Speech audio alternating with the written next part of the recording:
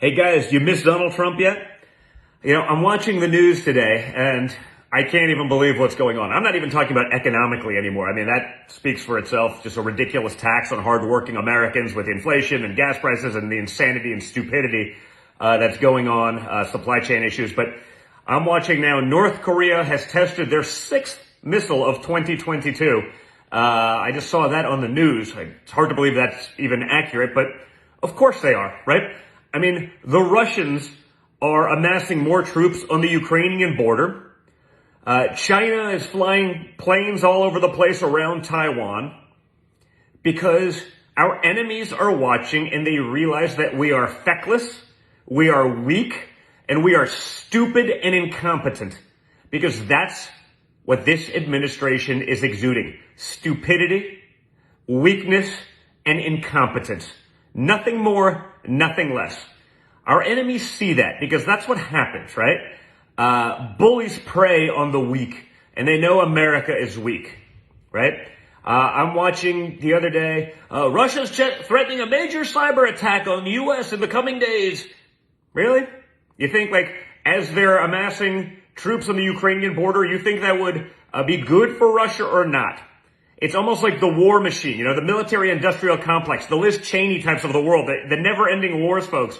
It's like they're leaking disinformation, in my opinion, to get us into a war in Russia, because they need a takeaway. They need a distraction from the disaster that is everything else, that is the Biden administration, but not just the Biden administration, because anyone who's watching understands it's not him. It's Democrat policy. It's incompetence. So you know what?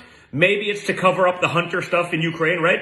If you're a Ukrainian official and you know whatever the hell Hunter was doing there, maybe you call back, hey, guys, you better get our back.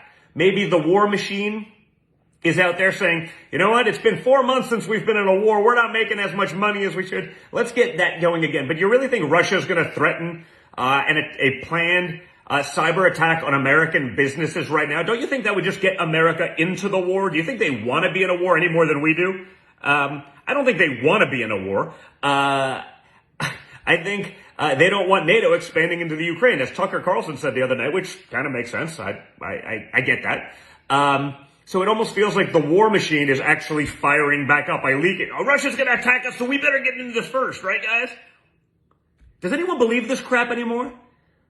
Again, it's all smoke and mirrors, it seems. And honestly, I can't read a report like that from our intelligence officials and not be like, are you sure it's not exactly the opposite? Because everything else they've told us over the last 5 years has been exactly the opposite.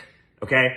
So it's not just the economy why I want Trump back. It's not just American jobs. It's not just pushback on China or Russia or anyone. It's literally everything. We could potentially be at the brink of World War III, and we don't know if we're sending in American kids to die, possibly, because Joe Biden's acting a little differently, because maybe the Ukraine has more information on his corrupt son than he'd like out there, or than we already know.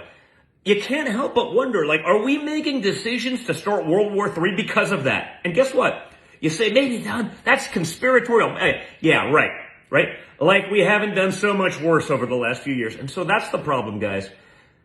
There's no faith or trust in our government, in our leaders, in our actors, in our intelligence, because everything they've told us for the last few years is a lie. And that's why I miss Donald Trump. Do you?